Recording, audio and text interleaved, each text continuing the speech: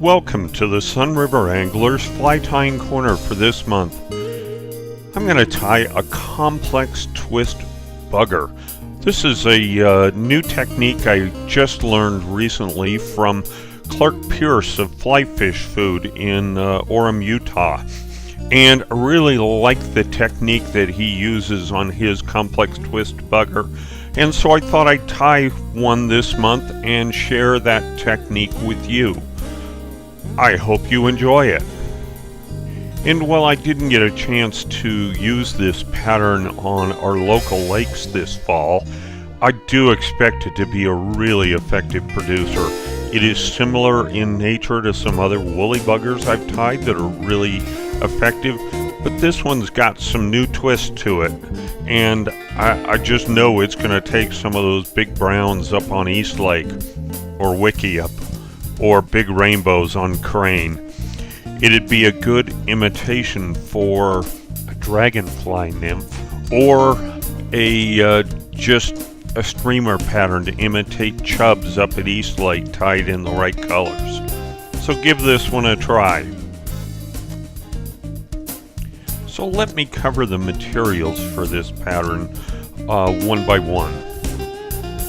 For a hook, I'm going to use a Daiichi 1710 in size 8. This is a pretty standard woolly bugger hook. For the thread, I'm going to use a 210 denier ultra thread in black or olive. Either would work well.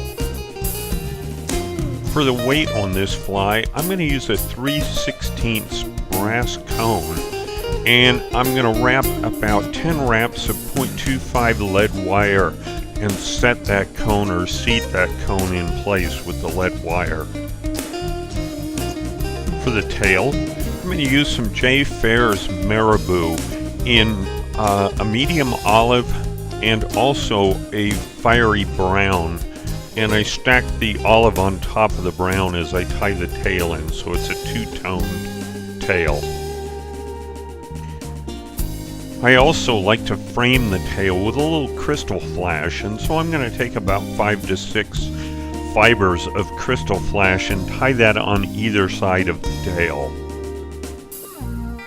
For the body of this fly, I'm going to use a twist of 3 materials. I'm going to use regular olive chenille, I'm going to use a UV polar chenille, and I'm going to top that with a schlappen feather in olive, and I'll twist all 3 of these materials together to tie the body on this pattern.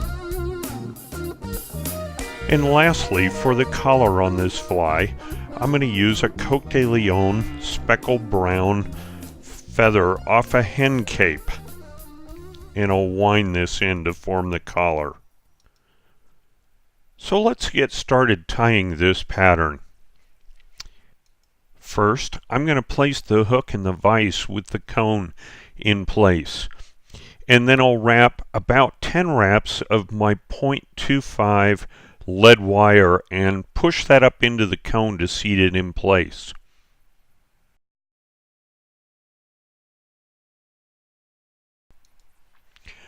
So now I'll tie on my tying thread, and I'll tie that on right behind the lead wire, and then some wraps over the lead wire to seat it in place, kind of lock it in where I want it to be. So the next step is to tie in the tail, and I'll start with a grouping of my fiery brown marabou, and I'll measure that up against the hook shank, clip off the excess, and I'm going to tie that in right behind the lead wire.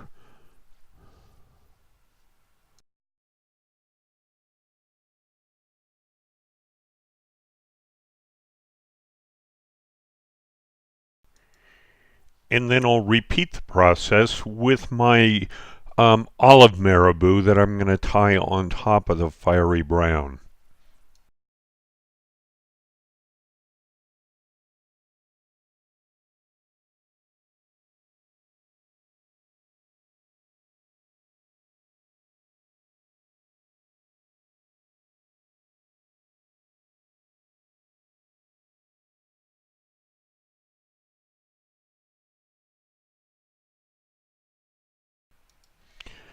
Next, I'll take my 5 or 6 strands of crystal flash, and I'm going to drape that over the thread and pull it on up to the fly body and tie that in. And I'll split that and tie about an equal portion on either side of the tail. So I've got 5 or 6 wraps on each side of the tail.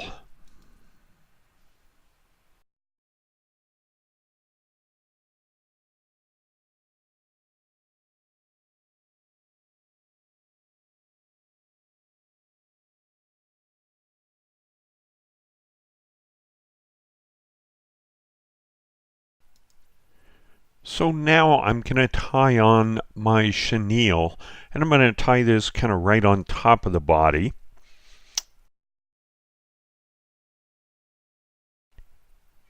And I'll follow that up by tying in my polar chenille.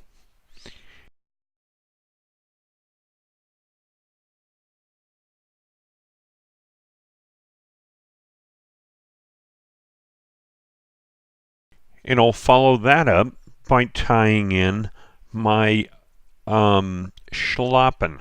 And I want all of these materials tied right on top of one another, because when I wrap the body with these, I'm gonna twist them or marry them all together and twist them up to create the body on this complex twist bugger.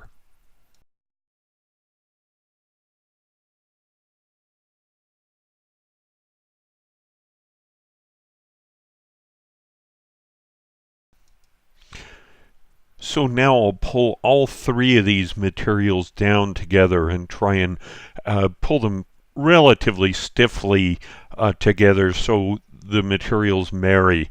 And then I'm going to go ahead and attach hackle pliers, and I will twist this whole unit together to form the complex twist.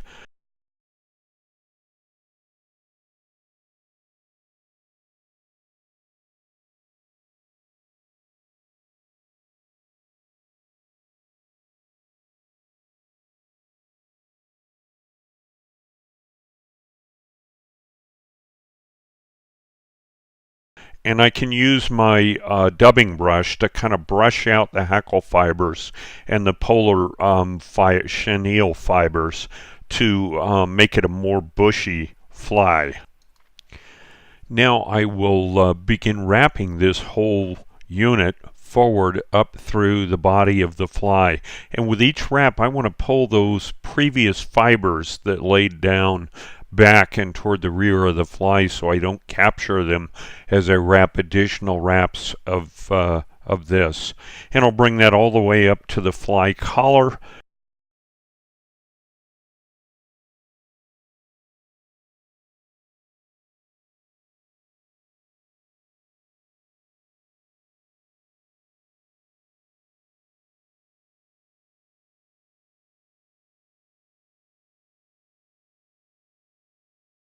And tie that whole unit off and then clip off the excess.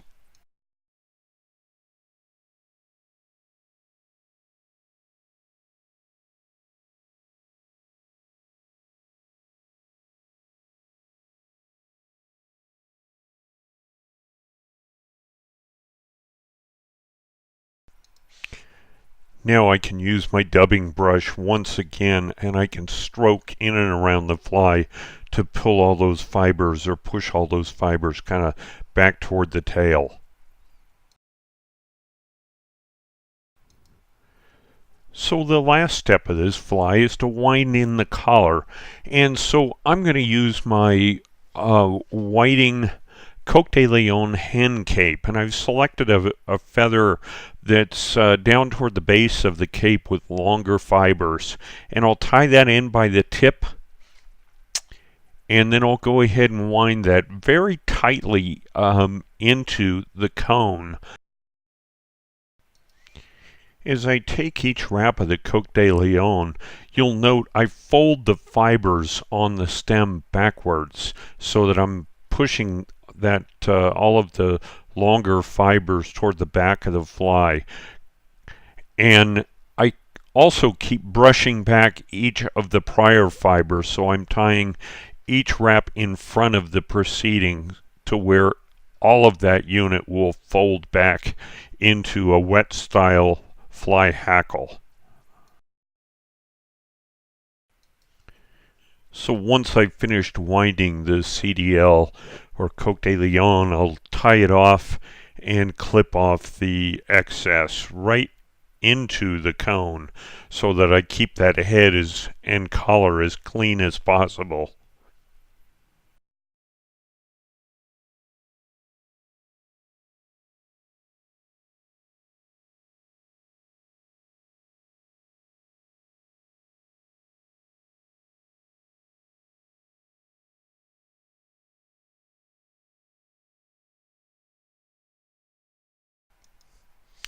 And lastly, I'll whip finish this and clip off the excess thread.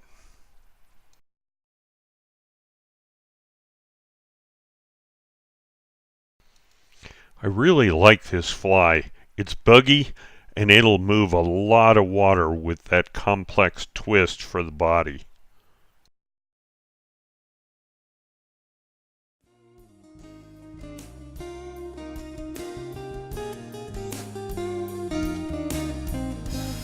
So now let me rotate the vise so you can see all sides of our finished complex twist bugger.